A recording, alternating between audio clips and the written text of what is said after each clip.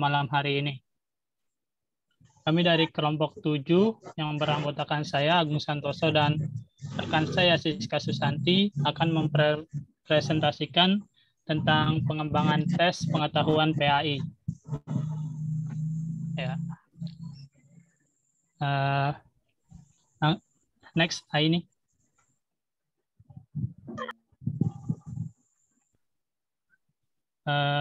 Sebentar. Pengembangan tes pengetahuan. Tes adalah merupakan alat atau prosedur yang digunakan untuk mengetahui atau mengukur sesuatu dalam suasana dengan cara dan aturan-aturan yang sudah ditentukan. Nah, untuk mengerjakan tes tergantung dari petunjuk yang diberikan orang yang diserahi untuk melaksanakan pengambilan tes. Terhadap para responden disebut tester.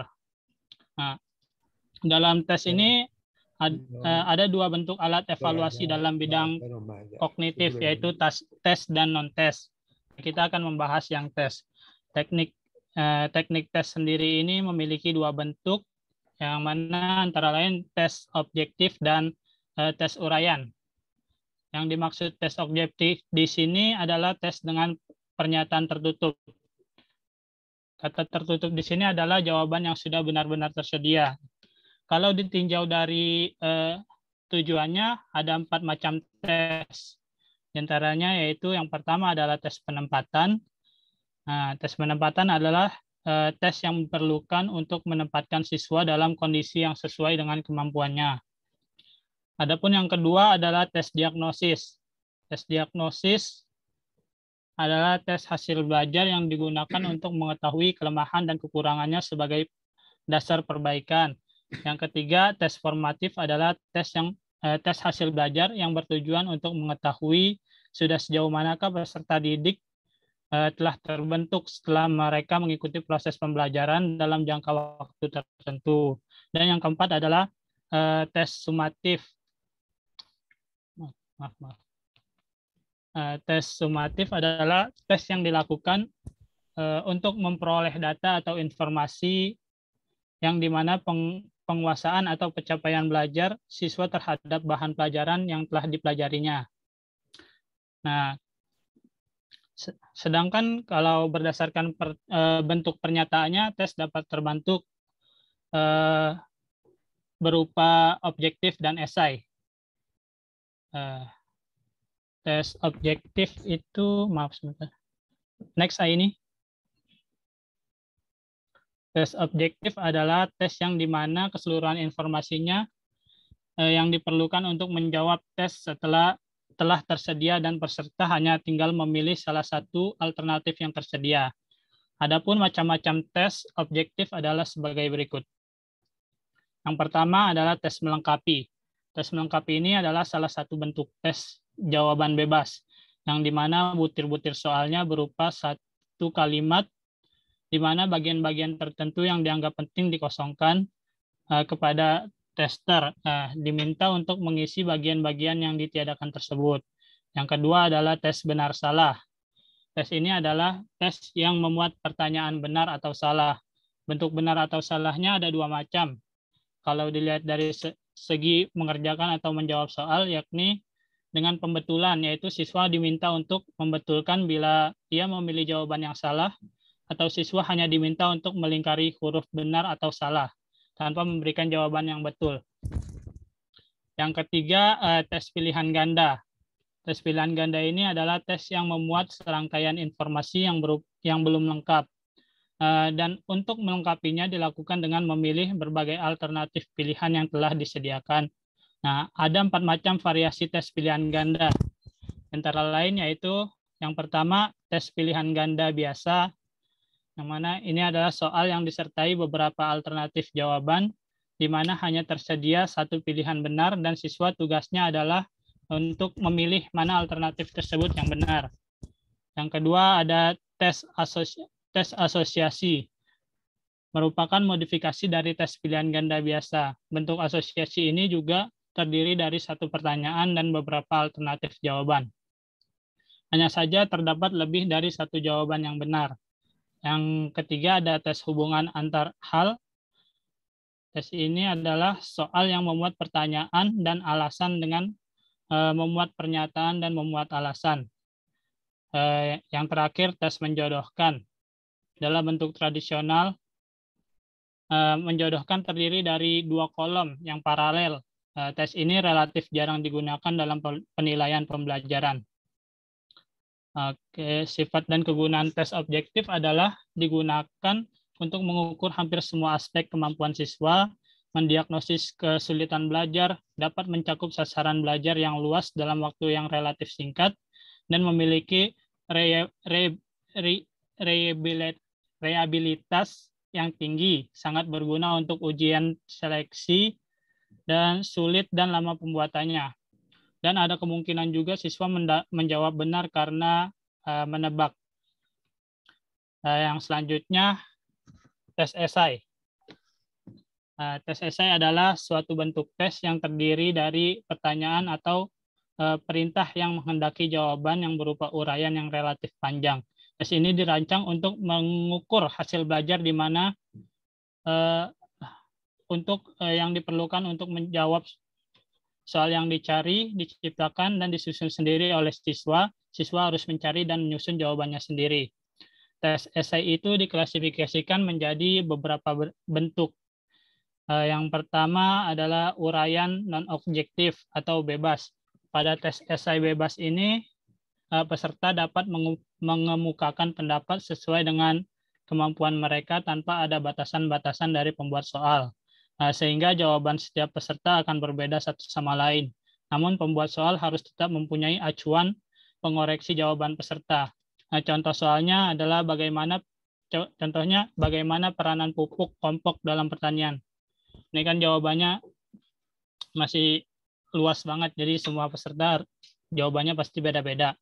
Yang kedua, uraian objektif atau terbatas. Nah, pada tes esai terbatas ini, peserta dapat dengan bebas mengemukakan pendapat mereka. Namun harus ada pokok penting yang terkandung dalam jawabannya, sesuai dengan batas-batas yang telah ditentukan dan dikehendaki dalam soal. Yang ketiga, jawaban singkat. Tes jawaban singkat ini merupakan tipe tes yang dapat dijawab dengan kata, frasa, atau simbol. Tes jawaban singkat menggunakan pertanyaan langsung dan siswa diminta untuk memberikan jawaban secara singkat, tepat, dan jelas. Dan yang terakhir, bentuk melengkapi isian. Tes melengkapi hampir sama dengan jawaban singkat, yaitu merupakan tes yang dijawab dengan kata, frasa, atau simbol. Nah, bedanya tes ini melengkapi merupakan pertanyaan yang tidak lengkap dan siswa diminta melengkapi pertanyaan tersebut. Selanjutnya, Siska, apakah sudah bergabung?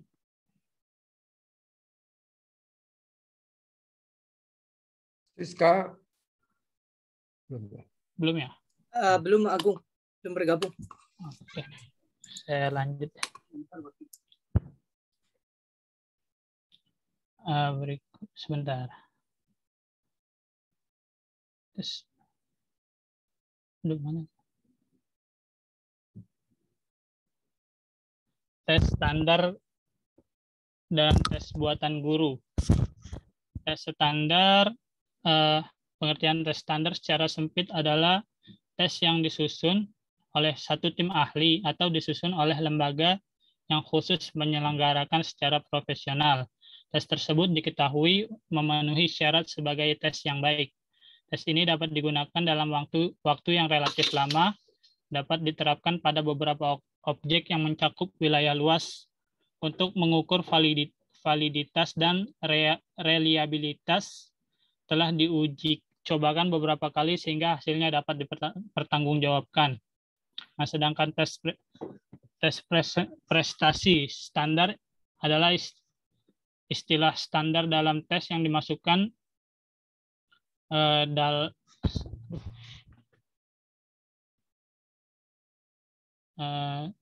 tes presentasi standar adalah istilah standar dalam tes yang dimaksudkan bahwa semua siswa menjawab pertanyaan-pertanyaan yang sama dari sejumlah besar pertanyaan, dikerjakan dengan mengikuti petunjuk yang sama dan pada batas waktu yang sama.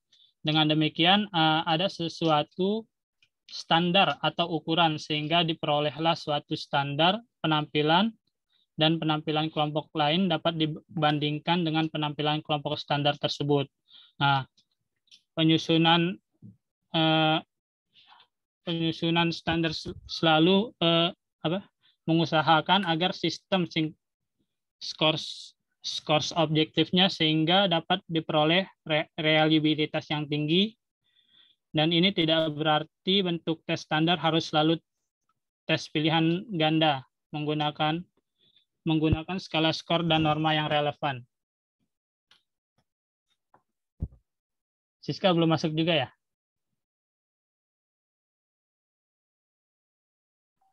Nah, langsung aja next ini. Selanjutnya perbandingan tes standar dan tes buatan guru. Tes ini biasanya disusun dalam tipe-tipe soal yang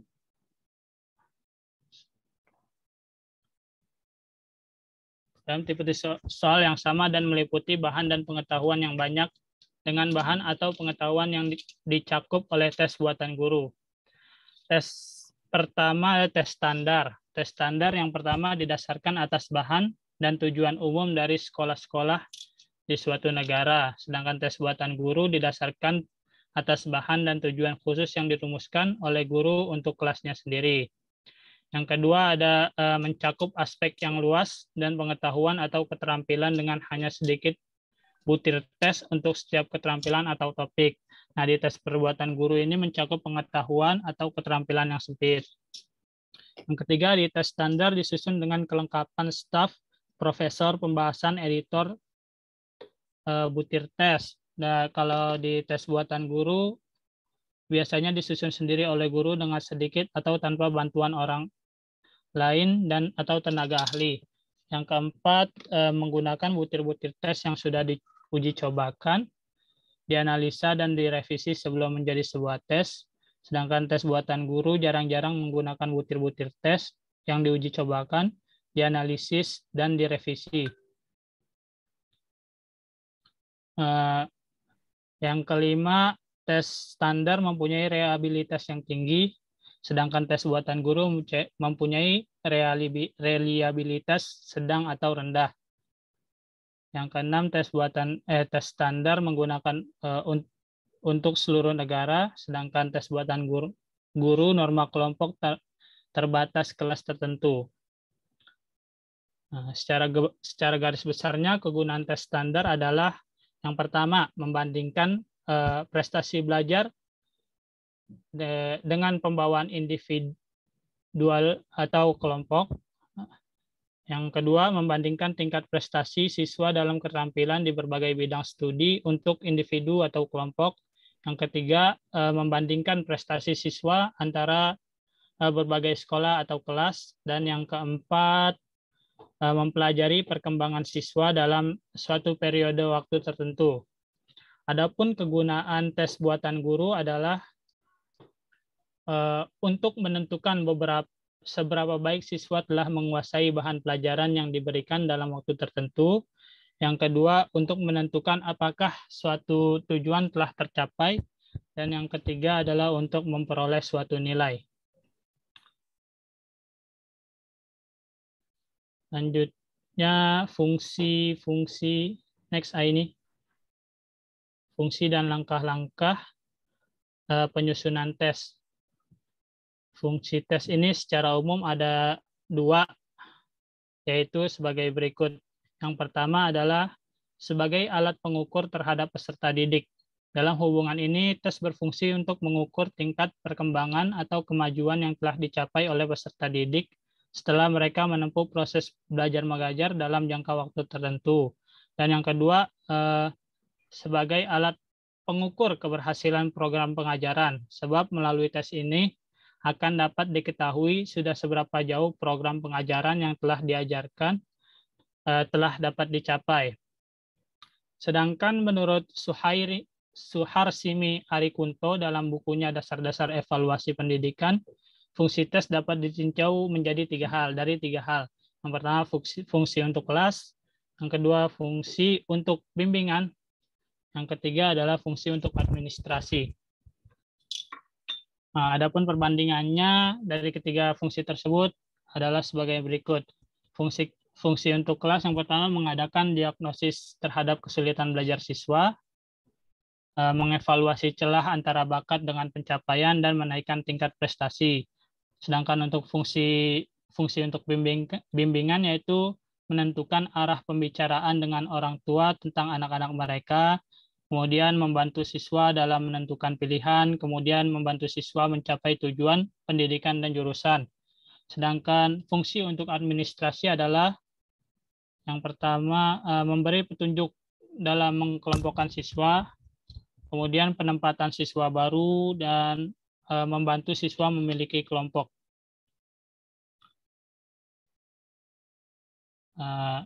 Kemudian langkah-langkah dalam penyusunan tes.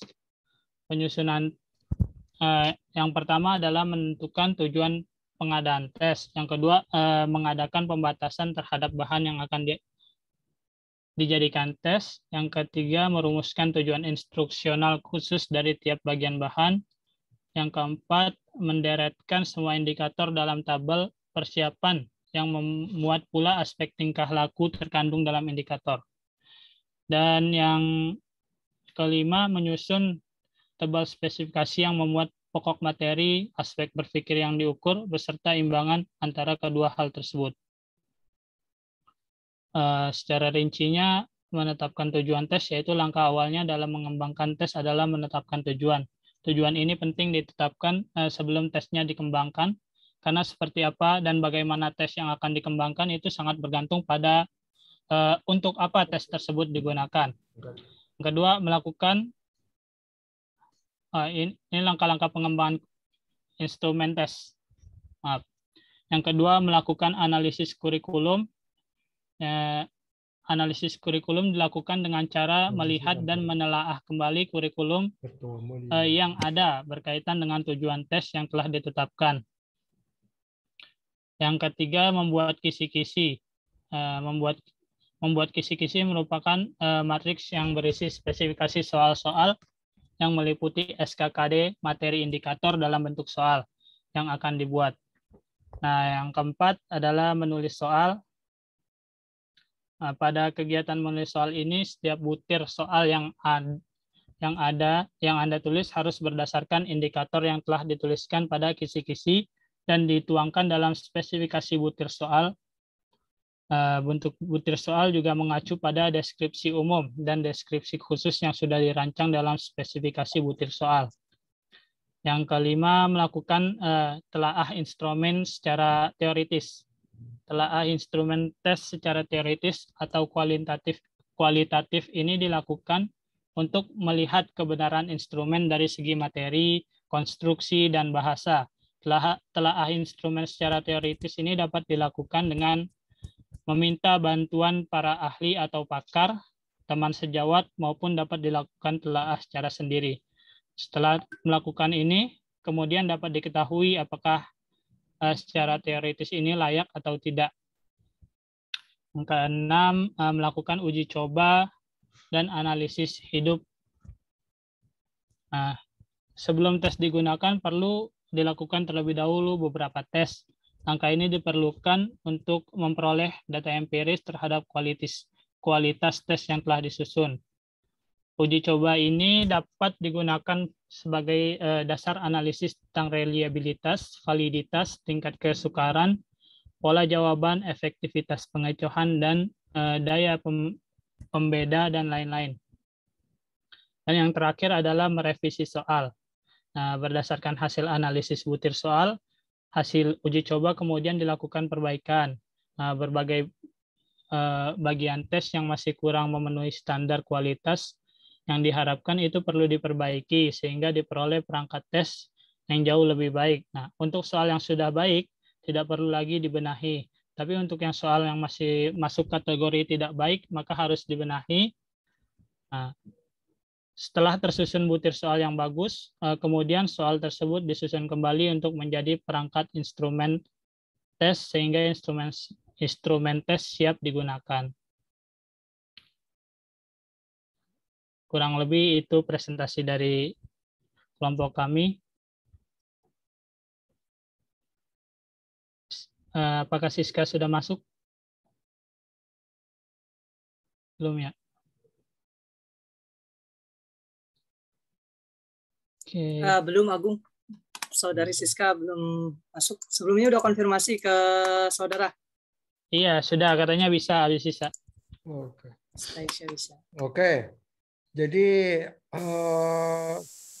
sebetulnya kita dalam perkuliahan ini kita juga memikirkan ada poin yang bisa kita angkat menjadi penelitian. Misalnya bisa Anda teliti, Anda evaluasi apakah guru-guru itu sudah melaksanakan tes diagnostik tes, tes penempatan, tes apa lagi tadi, oke, bermacam-macam ini tes itu. Itu jadi coba dilihat. Jadi satu kelas dilihat guru itu memberikan tes secara terstruktur, mulai dari pretest sampai ke UTS, UAS, diagnostis tes, gitu kan?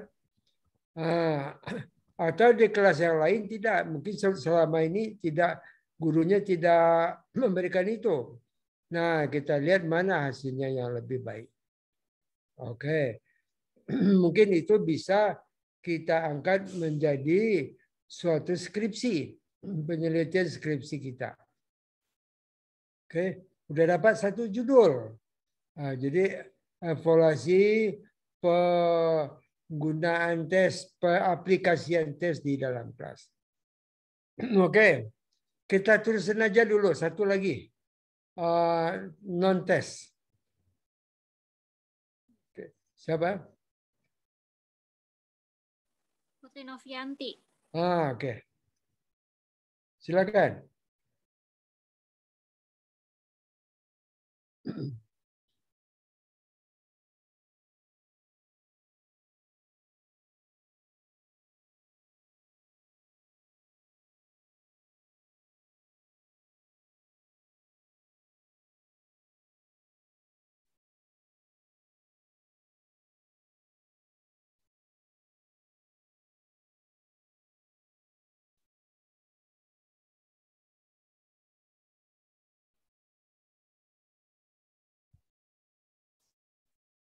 Mulai aja ya.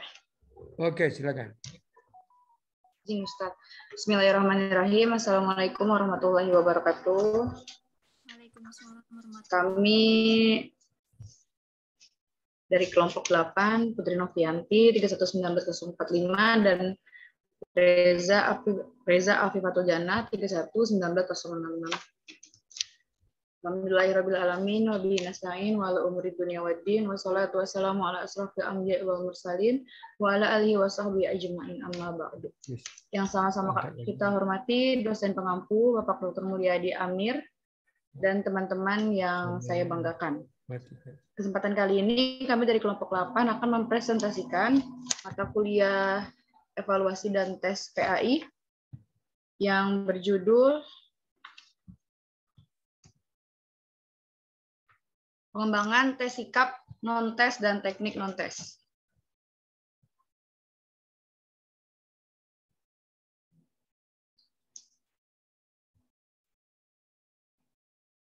Ya, pengertian tes sikap non-tes adalah cara penilaian hasil belajar peserta didik yang dilakukan tanpa menguji peserta didik, tetapi dengan melakukan pengamatan secara sistematis. Teknik evaluasi non-tes berarti melaksanakan penilaian dengan tidak menggunakan tes.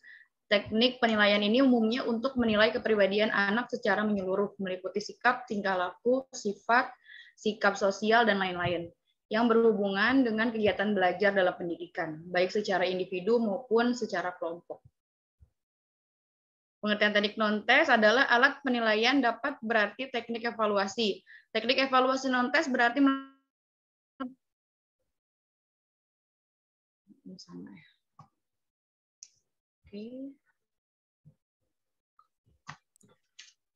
Suaranya bermasalah, Putri Novi. Dengeran nggak? Penilaian hasil belajar tidak hanya dilakukan dengan cara tes.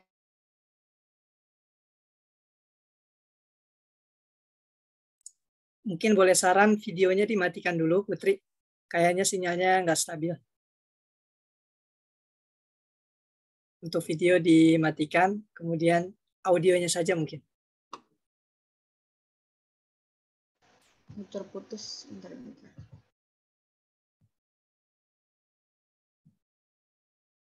Tes, udah kedengeran ya? Kedengeran.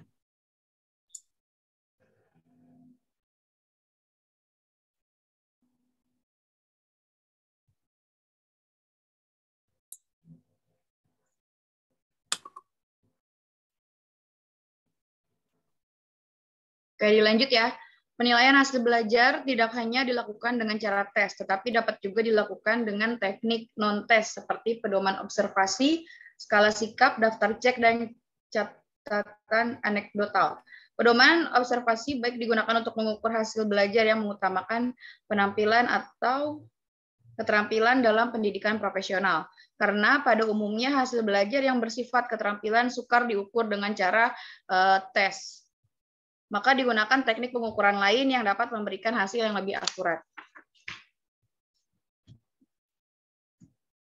Teknik evaluasi yang dapat digunakan dalam penilaian terhadap peserta didik, baik itu tentang kemampuan belajar, sikap, keterampilan, sifat, minat, dan kepribadian.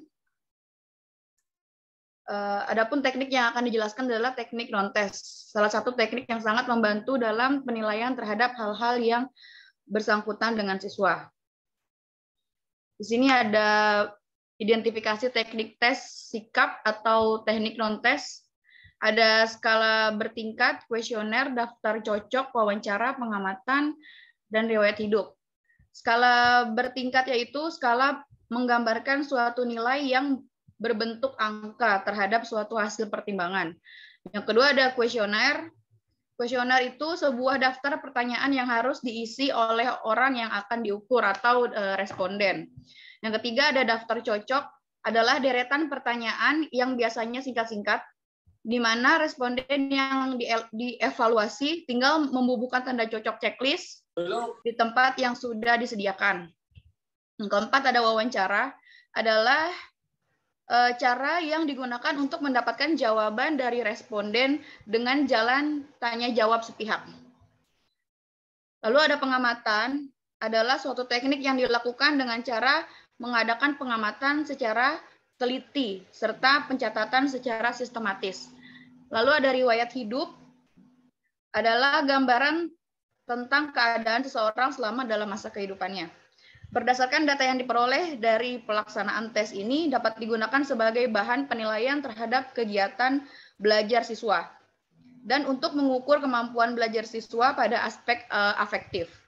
Oleh karena itu, dalam melaksanakan tes ini, seorang guru agama hendaknya benar-benar cermat dan selektif agar dapat memperoleh data yang sesuai dengan kenyataannya. Kita lanjut.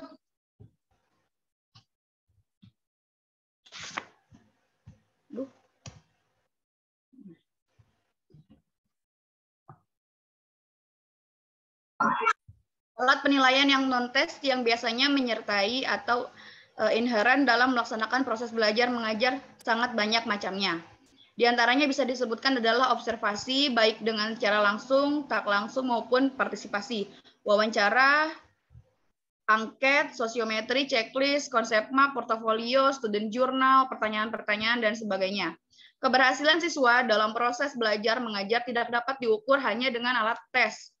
Sebab masih banyak aspek-aspek kemampuan siswa yang sulit diukur secara kuantitatif dan mencangkup objektivitas, misalnya aspek efektif dan psikomotorik.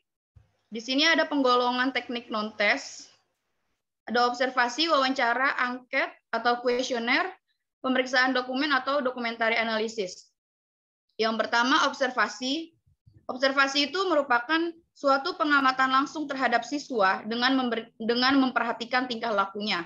Secara umum, observasi adalah cara menghimpun bahan-bahan keterangan atau data yang dilakukan dengan mengadakan pengamatan dan pencatatan secara sistematis terhadap fenomena-fenomena yang sedang dijadikan sasaran pengamatan. Dalam menggunakan metode observasi, cara yang paling efektif adalah melengkapinya dengan format atau belangko pengamatan sebagai instrumennya. Format yang disusun berisi item-item tentang kejadian atau tingkah laku yang digambarkan akan terjadi.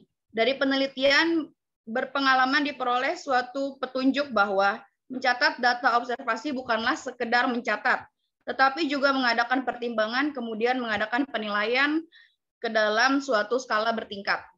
Misalnya, kita memperhatikan reaksi penonton televisi. Bukan hanya mencatat bagaimana reaksi itu, dan beberapa kali muncul, tetapi juga menilai reaksi tersebut sangat kurang atau tidak sesuai dengan yang kita kehendaki. Observasi dapat dilakukan pada berbagai tempat, misalnya kelas pada waktu pelajaran, di halaman sekolah pada waktu bermain, di lapangan pada waktu murid olahraga, upacara, dan lain sebagainya. Lalu ada cara dan tujuan observasi.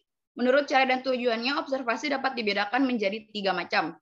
Yang pertama, observasi partisipatif dan non-partisipatif. Observasi partisipatif adalah observasi di mana orang yang mengobservasi ikut ambil bagian dalam kegiatan yang dilakukan oleh objek yang diamatinya. Sedangkan observasi non-partisipatif, observasi tidak mengambil bagian dalam kegiatan yang dilakukan oleh objeknya, atau evaluator berada di luar garis seolah-olah sebagai penonton belaka saja. Contoh observasi partisipatif itu misalnya guru mengamati setiap anak. Kalau observasi non-partisipatif, guru hanya sebagai pengamat dan tidak ikut bermain. Yang kedua ada observasi sistematis dan observasi non-sistematis. Yang sistematif adalah observasi yang belum dilakukan. Observer sudah mengatur struktur yang berisi kategori atau kriteria masalah yang akan diamati. Sedangkan observasi non-sistematis yaitu apabila dalam pengamatan tidak terdapat struktur kategori yang akan diamati. Contoh observasi yang sistematis itu misalnya guru yang sedang mengamati anak-anak menanam bunga.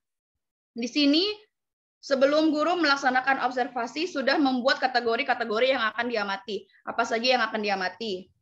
Misalnya tentang kerajinan, kesiapan, kedisiplinan, ketangkasan, kerjasama, kebersihan, dan lain sebagainya.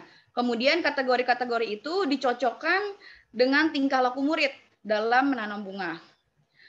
Nah, kalau observasi non-sistematis, maka guru tidak membuat kategori-kategori di atas, tetapi langsung mengamati anak yang sedang menanam bunga itu.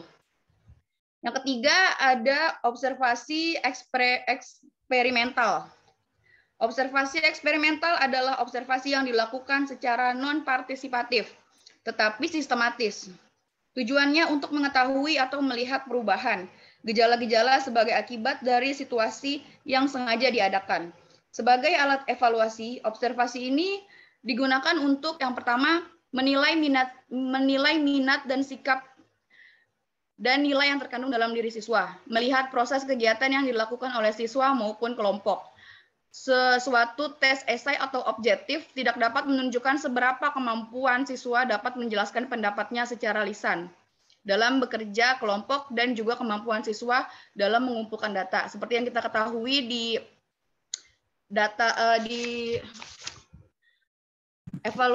pengembangan tes gitu, kalau misalnya esai, kalau misalnya pilihan ganda, siswa milih A, B, C-nya terus dia milih B terus dia benar gitu, itu belum tentu benar-benar dia mengetahui, bisa jadi hanya sekedar tembak aja gitu dan kebetulan aja benar.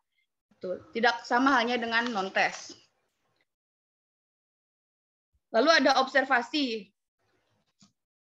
Observasi yang baik dan tepat harus memiliki sifat-sifat tertentu, yaitu hanya dilakukan sesuai dengan tujuan pengajaran, direncanakan secara sistematis, hasilnya dicatat dan diolah sesuai dengan tujuan. Dapat diperiksa validitas, rehabilitas, dan ketelitiannya. Kelebihan dan kelemahan observasi adalah observasi sebagai alat penilaian non-tes mempunyai beberapa kelemahan. Kelebihan dan kelemahan. Kelebihannya, observasi dapat memperoleh data sebagai aspek tingkah laku anak. Dalam observasi memungkinkan pencatatan yang serempak dengan terjadinya segala suatu gejala atau kejadian yang penting. Observasi dapat dilakukan untuk melengkapi dan mencek data yang diperoleh dari teknik lain, misalnya wawancara atau angket. Observer tidak perlu menggunakan bahasa untuk berkomunikasi dengan objek yang diamati. Kalaupun menggunakan, maka hanya sebentar dan tidak langsung memegang peran. Kelemahannya, observer tidak dapat mengungkapkan kehidupan pribadi seorang yang sangat dirahasiakan. Apabila seseorang yang diamati sengaja merahasiakan kehidupannya, maka tidak dapat diketahui dengan observasi. Misalnya mengamati anak yang menyanyi dan kelihatan gembira, kelihatan lincah, tetapi belum tentu hatinya gembira. Belum tentu apa yang ditunjukkan itu betul dan bahagia. Mungkin sebaliknya, dia sedih dan duka, tapi ya rahasiakan itu. Hebat, Lalu apabila si objek yang diobservasikan mengetahui atau sedang diobservasi, maka tidak mustahil tingkah lakunya dibuat-buat. Jadi dia udah tahu apa yang mau diobservasi. Jadi dia menunjukkan yang dibuat-buat gitu, tidak yang sebenarnya. Agar si observer ini merasa senang, itu bisa terjadi. Lalu observer banyak tergantung kepada faktor-faktor yang tidak dapat dikontrol sebelumnya. Berikut langkah-langkah menyusun observasi, yaitu yang pertama merumuskan tujuan. Yang kedua, merumuskan kegiatan, lalu menyusun langkah-langkah, menyusun kisi-kisi, menyusun panduan observasi, dan menyusun alat penilaian. Selanjutnya akan dijelaskan oleh rekan saya, Saudari Eza, silakan. Bismillahirrahmanirrahim. Baik, terima kasih Saudara Putri Novianti. Saya akan melanjutkan penggolongan tes yang kedua, yaitu wawancara. Wawancara yaitu suatu cara yang dilakukan secara lisan yang berisikan pertanyaan-pertanyaan yang sesuai dengan tujuan informasi yang hendak digali. Wawancara dibagi menjadi dua kategori. Yang pertama yaitu wawancara bebas, yaitu si penjawab atau responden diperkenakan untuk memberikan jawaban secara bebas sesuai dengan yang ia ketahui tanpa diberikan batasan oleh pewawancara. Yang kedua yaitu wawancara terpimpin, di mana wawancara telah menyusun pertanyaan-pertanyaan terlebih dahulu yang bertujuan untuk menggiring penjawab pada informasi-informasi yang diperlukan saja. Kemudian, wawancara adalah suatu teknik penilaian yang dilakukan dengan jalan percakapan baik secara langsung apabila wawancara itu dilakukan kepada orang lain, misalnya kepada orang tuanya atau kepada temannya. Adapun keberhasilan wawancara sebagai alat penilaian sangat dipengaruhi oleh beberapa hal, yaitu yang pertama hubungan baik pewawancara dengan anak yang diwawancarai. Dalam hal ini, hendaknya pewawancara dapat menyesuaikan diri dengan orang yang diwawancarai. Kemudian yang kedua yaitu keterampilan pewawancara. Keterampilan pewawancara sangat besar pengaruhnya terhadap hasil wawancara yang dilakukan, karena guru perlu melatih diri agar memiliki keterampilan dalam melaksanakan wawancara. Yang ketiga yang perlu sangat dipengaruhi dalam hasil wawancara yaitu pedoman wawancara. Keberhasilan wawancara juga sangat dipengaruhi oleh pedoman yang dibuat oleh guru sebelum guru melaksanakan wawancara harus membuat pedoman-pedoman secara terperinci tentang pertanyaan yang akan diajukan. Kemudian langkah-langkah penyusunan wawancara. Yang pertama yaitu merumuskan tujuan, kemudian perumusan kegiatan atau aspek-aspek yang dinilai, selanjutnya penyusunan kisi-kisi, kemudian penyusunan pedoman wawancara, dan yang terakhir yaitu lembaran penilaian. Wawancara ini memiliki kelebihan dan kekurangan ya. Adapun kelebihan wawancara yaitu wawancara dapat memberikan keterangan keadaan pribadi. Hal ini tergantung pada hubungan baik antara pewawancara dengan objek atau orang yang diwawancarai. Kemudian wawancara dapat dilaksanakan untuk setiap umur dan mudah dalam pelaksanaannya.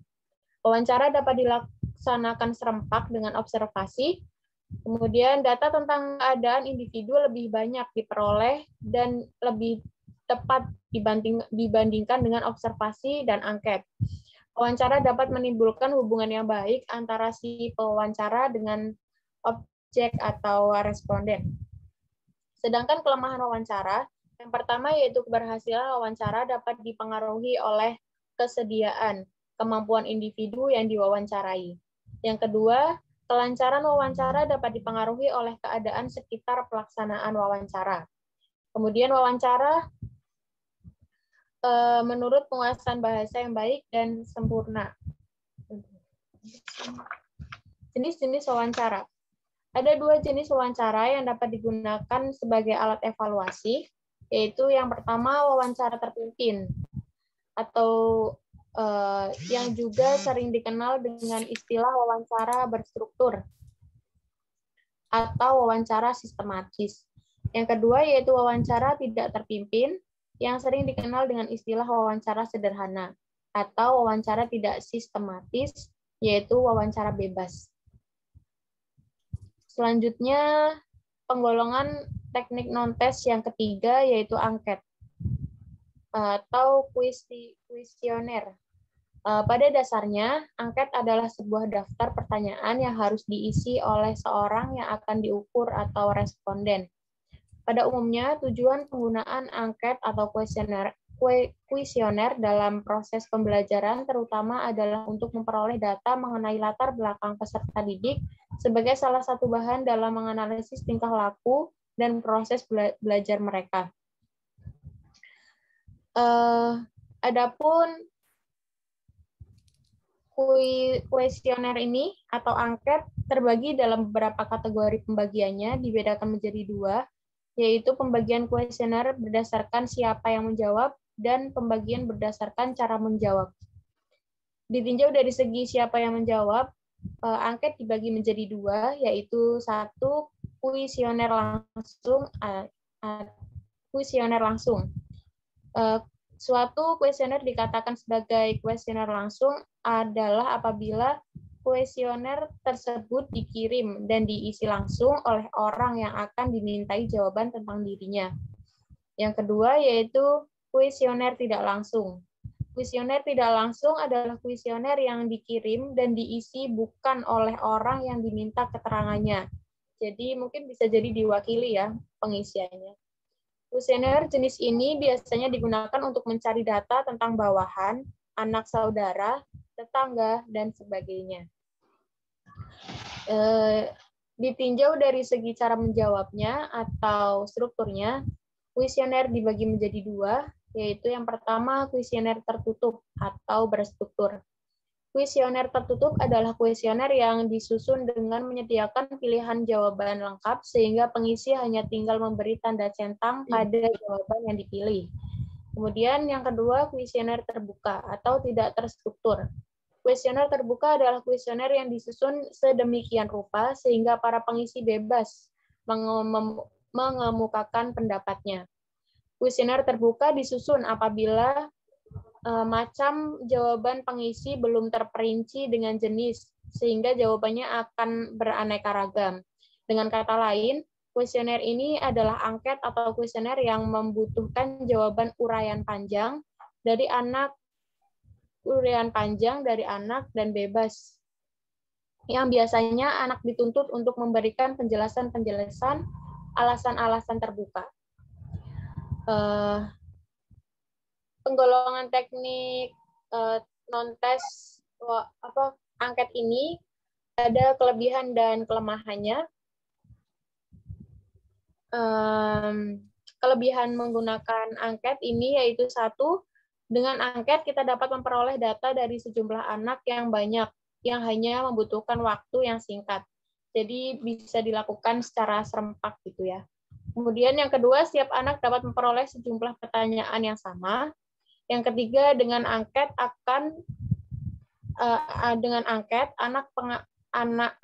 anak pengaruh subjektif dari guru dapat dihindarkan. Kemudian kelemahan angket yang pertama yaitu pertanyaan yang diberikan melalui angket adalah terbatas. Sehingga apabila ada hal-hal yang kurang jelas, maka sulit untuk diterangkan kembali. Yang kedua, kadang-kadang pertanyaan yang diberikan tidak dijawab oleh semua anak. Atau mungkin dijawab tetapi tidak sesuai dengan kenyataan yang sebenarnya. Karena anak merasa bebas menjawab atau tidak dapat dikumpulkan semua. Yang ketiga yaitu ada kemungkinan Angket yang diberikan tidak dapat dikumpulkan semua sebab banyak anak yang merasa kurang perlu hasil dari angket yang diterima sehingga tidak memberikan kembali angketnya. Langkah-langkah penyusunan angket, yang pertama yaitu merumuskan tujuan, yang kedua merumuskan kegiatan, yang ketiga menyusun langkah-langkah, yang keempat yaitu menyusun kisi-kisi, kemudian yang terakhir yaitu menyusun alat penilaian. Penggolongan teknik non-tes selanjutnya yaitu pemeriksaan dokumen atau documentary analysis.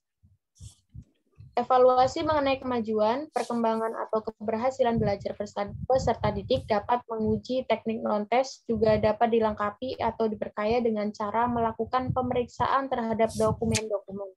Misalnya, dokumen yang memuat informasi mengenai riwayat hidup atau autobiografi. Apa itu riwayat hidup?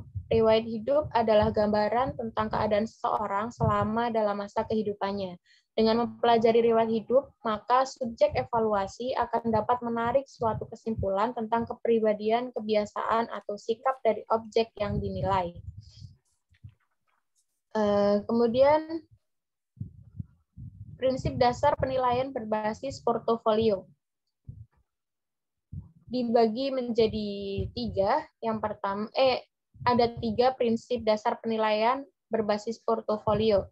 Yang pertama yaitu prinsip penilaian proses dan akhir. Penilaian berbasis portofolio menerapkan prinsip penilaian proses dan hasil sekaligus.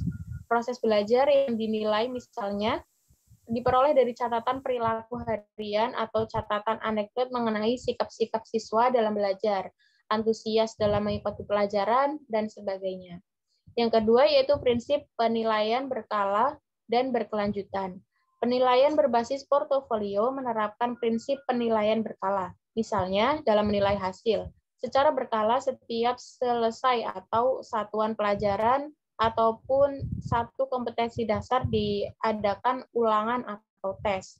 Penilaian berbasis portofolio menerapkan prinsip penilaian berkelanjutan. Hal ini terlihat dari adanya kontinuitas penilaian, baik penilaian hasil maupun proses, tidak ada yang boleh tertutup.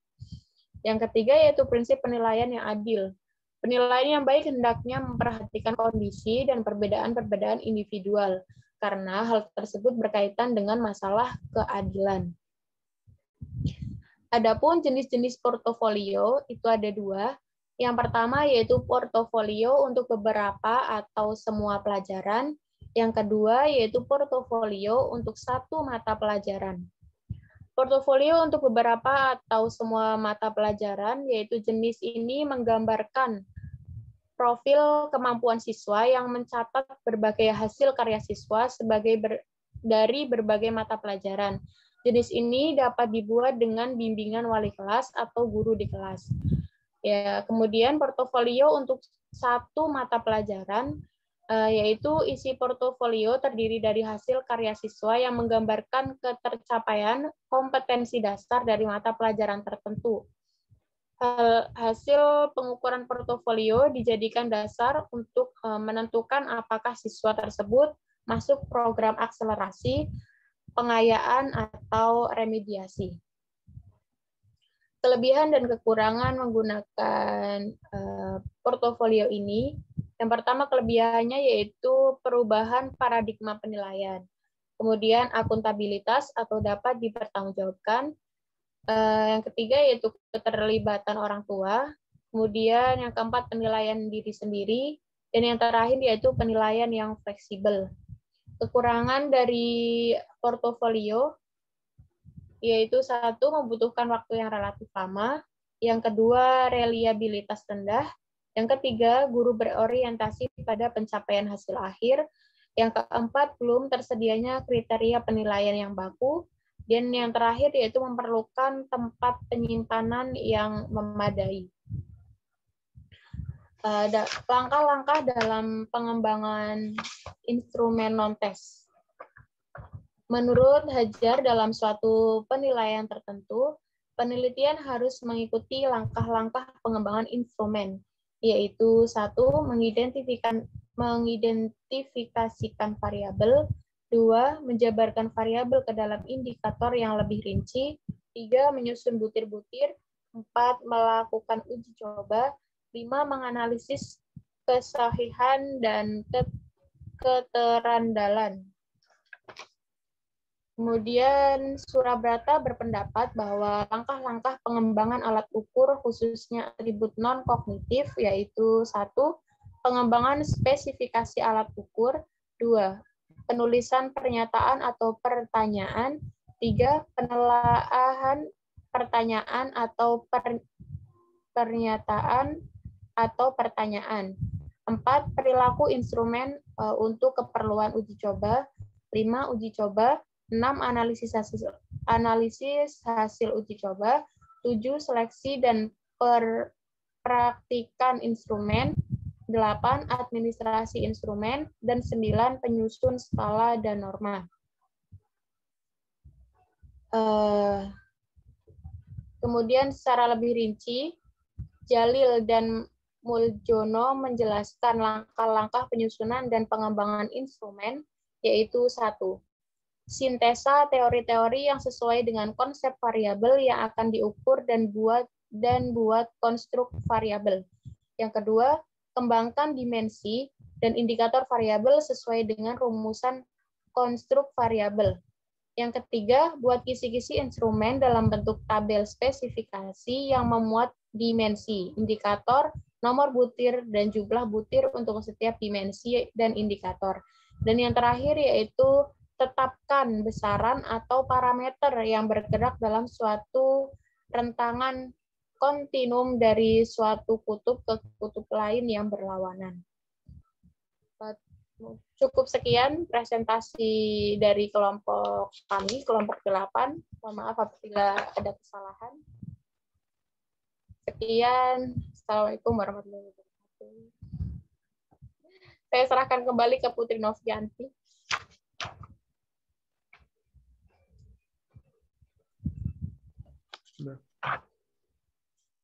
Silakan. Please buka nulis. Oh, Word. Bagaimana pemateri? Mau dibuka berapa pertanyaan? Mungkin dari kedua materi ya, baik tes maupun non tes. Bagaimana Agung, Siska, Reza, dan Putri Novianti? Baik, kita buka untuk 2 pertanyaan dulu kali. Persilakan untuk teman-teman yang mau bertanya, persilakan. Oke, baik. Makasih. Mungkin ada yang mau ingin ditanyakan, Hidaul Hasanah atau Budi Chandra.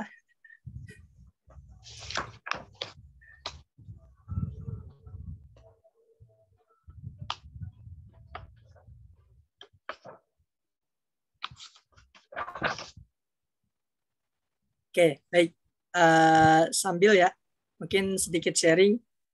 Saya ingin bertanya buat teman-teman kedua pemakalah nih, kedua materi, baik yang tadi membahas seputar tes objektif maupun non objektif, yang esai, maupun tadi yang yang non tes, ya baik observasi, wawancara, portofolio maupun angket. Nah, tadi kan dalam merangkai ya tes-tes itu semua, baik yang tes maupun non tes itu kan perlu adanya langkah-langkah yang mesti diperhatikan. Nah, sedangkan kan terkadang hal tersebut membutuhkan waktu yang banyak gitu. Nah, kalau sekiranya ada seorang pendidik yang melaksanakan tes, namun ada bagian langkah yang tertinggal gitu atau tidak dilaksanakan. Contoh, diantaranya mungkin tidak dilaksanakan untuk pembentukan kisi-kisinya. Tadi kan di langkah-langkah itu kan kisi-kisi ada ya. Nah, itu menurut kedua pemakalah ini, itu apa sih dampaknya gitu? Apa yang menurut dari kedua pemateri ini dampak ketika seorang pendidik tidak mengikuti rentetan langkah-langkah baik yang tes maupun yang non tes. Itu yang pertama. Yang kedua, mengkerucut pertanyaannya ke non tes ya. Ya, tadi ada bagian wawancara gitu. Nah, kelemahannya sudah jelas. Terkadang ada individu peserta didik yang memang yang nggak terbuka. Di sini, maaf, coba saya cek lagi. Ya, kelemahannya tergantung kepada kemampuan individu dari peserta didik atau kemampuan dari kebahasaan. Nah, terkadang ada ya mungkin gitu ya, ada peserta didik yang dari segi penilaian objektif maupun non objektif tertulis gitu ya, itu mereka lihai, hebat gitu. Namun di sisi lain dari segi komunikasi yang tadi menjadi kelemahan gitu ya, itu ketika ada tes yang namanya interview wawancara, dia belum mampu gitu karena memiliki kendala bawaan, ya mungkin ada kendala-kendala lain gitu sehingga komunikasinya sulit gitu. Namun dari segi tes tertulisnya dia mampu gitu. Nah, itu bagaimana sih dari pendidik atau guru mensiasati kepada peserta didik yang memiliki ketimplangan mungkin dari dari kemampuan komunikasinya gitu saat wawancara. Makasih.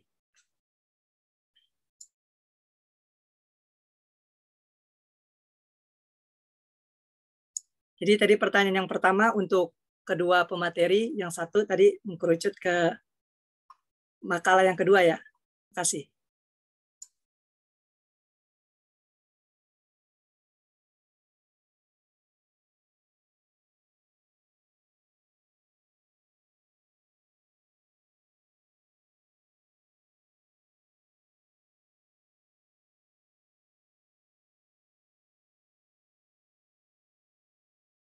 Nah, jadi pertanyaan sebentar ini yang banyak menjadikan masalah bagi mahasiswa dalam menyelesaikan skripsinya. Mereka tidak tahu bagaimana langkah-langkah cara membuat instrumen. Nah, jadi keterlambatan mahasiswa di dalam menyelesaikan skripsinya sebagian besar adalah dalam pembuatan instrumen. Pembuatan instrumen penelitian, baik instrumen hasil belajar maupun instrumen instrumen sikap. Oke. Nah, ini saya kasih contoh ya. Saya kasih contoh.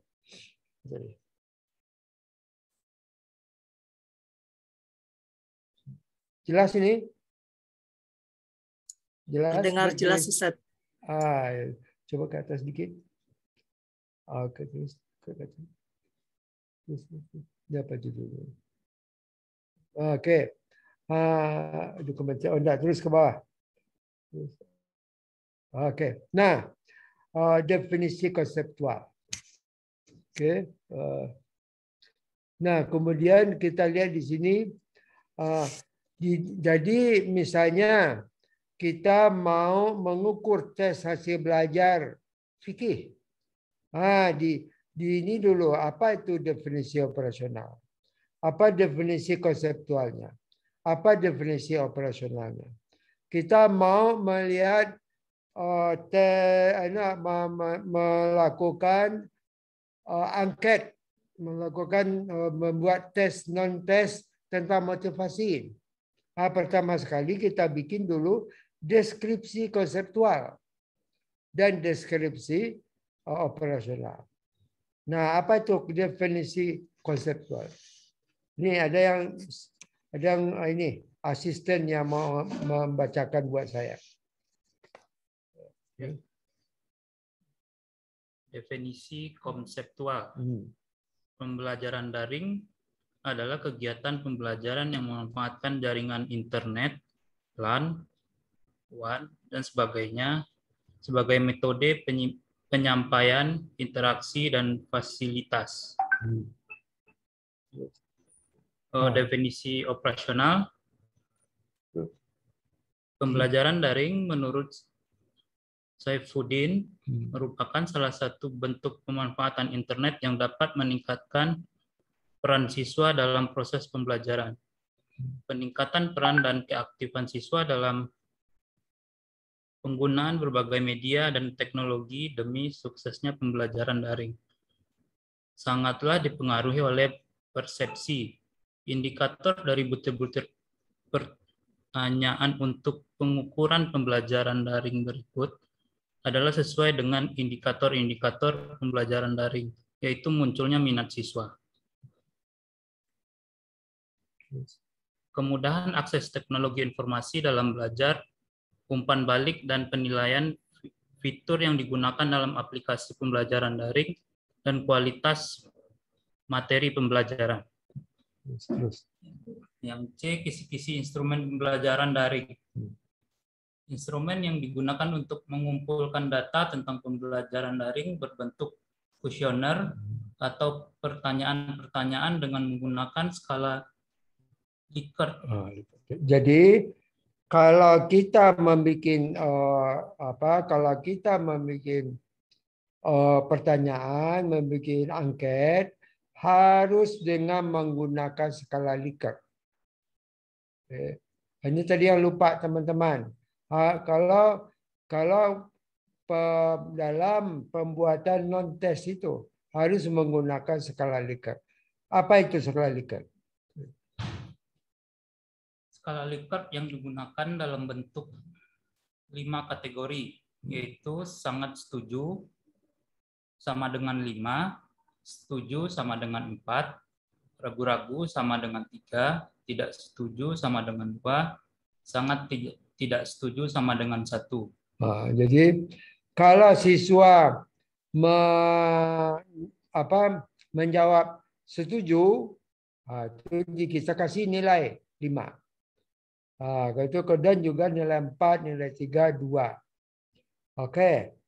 Nah, terus kemudian contohnya sekarang kisi-kisi. Dalam skala Likert ini ada pertanyaan positif dan pertanyaan negatif. Oke. Contohnya indikator apa ini? Pembelajaran daring. Minat siswa terhadap pembelajaran daring. Ini indikatornya.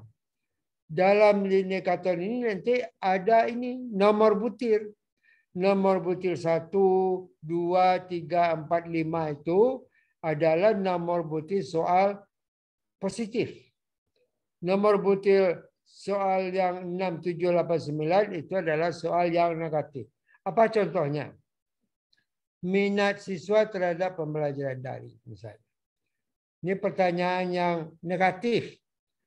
Seandainya saya tidak memahami pembelajaran daring, saya akan diam saja. Apakah dia setuju? Sangat setuju, Kak. Jadi itu kalau tadi untuk nilai positif dikasih 5, 4, 3, 2, 1.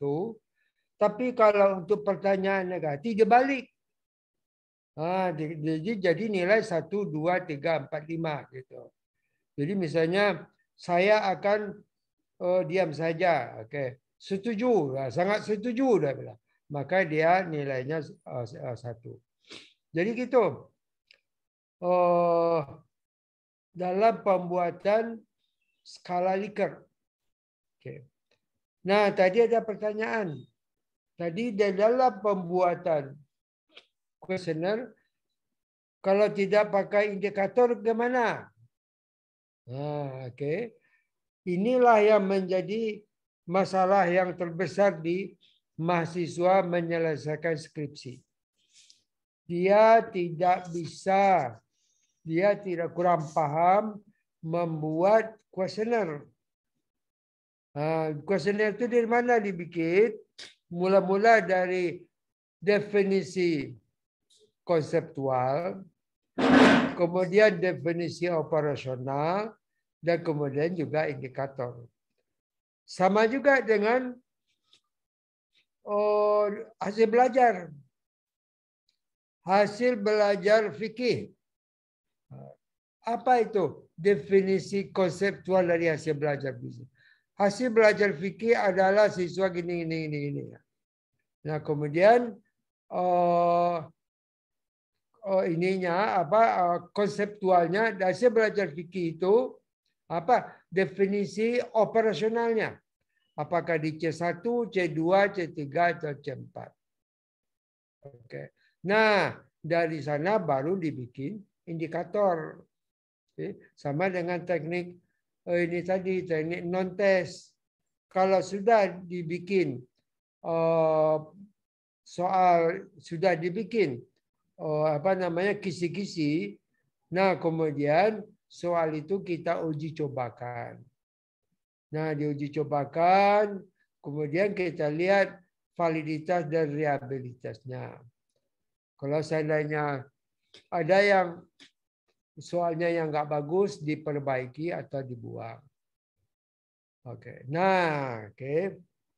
Sekarang dalam mata kuliah ini saya berniat baik untuk membantu teman-teman bagaimana supaya cepat lulus, cepat selesai S1.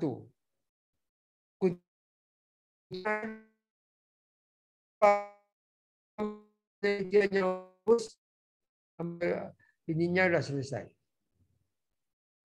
Jadi, apakah Anda ingin mau melihat hasil belajar pembelajaran fikih, hasil belajar pembelajaran Quran hadis, hasil pembelajaran agama Islam, terserah.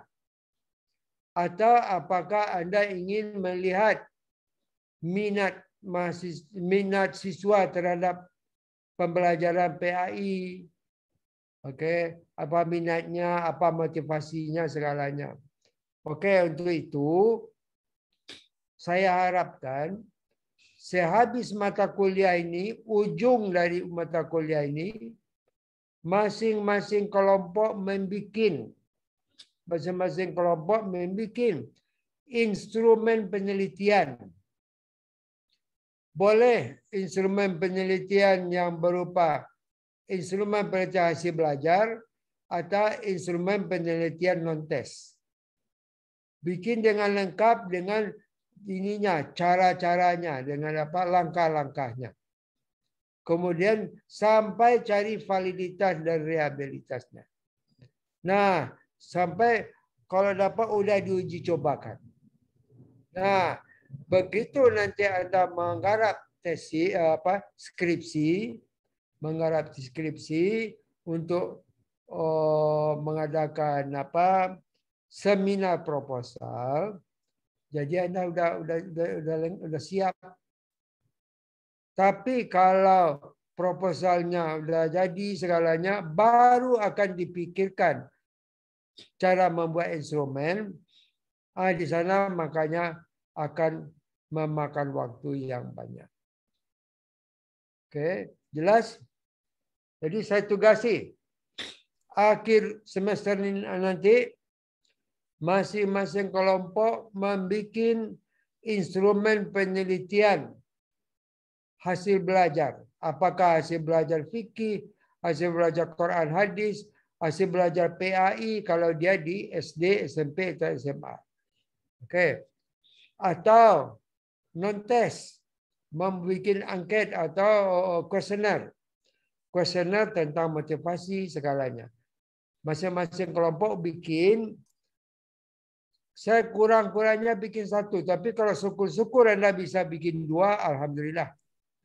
Bikin 2 kuesioner tentang motivasi, bikin atau tentang sikap, bikin juga tes hasil belajar. Ikuti langkah-langkah cara pembuatan itu tadi. Bagaimanapun, skripsi S1 tidak terlepas daripada tes itu. Tes hasil belajar atau tes itu. Kalau tidak ada instrumen penelitian, itu bukan penelitian namanya. Jadi namanya hasil penelitian harus ada dari hasil dari instrumen penelitian. Gimana? Ada pertanyaan? Jelas? Ustaz, kalau yang satu kelompok 1 orang gimana, Ustaz? Lebih bagus sekali. Maksud saya lebih bagus sekali kalau bisa. Saya kasih bonus. Oke, bisa. Itu satu hal. Kirain harus cari teman. Mungkin juga itu kemungkinan. Antara dia satu kelompok, belum tentu dia meneliti hal yang sama, kan? Oke, bisa juga. Bagus kalau bisa. Oke. Jadi itu dikumpulkan di waktu UAS. Nah, jadi dari hasil perkuliahan kita ini kita punya produk. Nah, itu yang saya inginkan. Anda punya produk, nanti sewaktu penulisan skripsi Anda sudah punya. Sekurang-kurangnya bisa memodifikasi, oke, atau bisa memperbaiki sana sini. Oke. Gimana lagi? Ada? Untuk instrumennya, apakah target objeknya itu boleh mungkin ke pendidiknya, Sat? Boleh, Sat? Atau harus ke peserta didik semua? Boleh, boleh. Oh, boleh. Oh, Ya. untuk mewawancari kepala sekolah boleh. Mau mengadakan mengirimkan angket buat guru boleh. Oke. Atau buat guru mata pelajaran juga boleh. Oke. Mungkin kayak kinerja para pendidik saat itu. Oh, boleh. Oke. Jadi dari sekarang ini, jadi saya membimbing Anda itu mulai dari awal ini pintar-pintar mencuri start. Oke, mencuri starting. Teman-teman yang lain masih belum celingak-celinguk, Anda udah tahu apa yang akan dikerjakan. Oke, contohnya nanti akan saya emailkan. Akan saya kirimkan yang ini lengkapnya. Contoh definisi konseptual, definisi operasional, kisi-kisi tes, kemudian tes yang linker, kemudian saya akan juga hasil validitas dan reliabilitas. Jadi akan saya kasihkan, jadi Anda bisa mempelajarinya. Oke. Nanti lewat ketua kelas atau penanggung jawab mata kuliah. Ada lagi kira-kira? Udah jelas?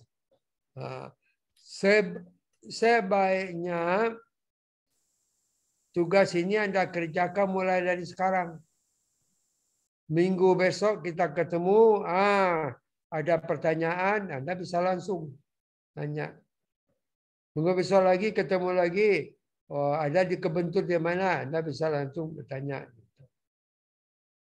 Ya, tapi kalau Anda bertanya ke mana dosen lain, nggak mau dia menunjukkan, belum tentu, karena Anda bukan dosen bimbingan dia, gitu kan? Oke, belum serius dia menghadapi gitu. Oke, gimana? Sepertinya dari teman-teman cukup pesat. Ya, mempertimbangkan di antum juga. Okay. Kayaknya khawatir ya butuh istirahat. Oke. Ya deh.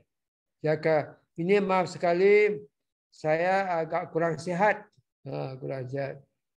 Sampai membaca itu tadi udah ini saya kurang jelas gitu kan.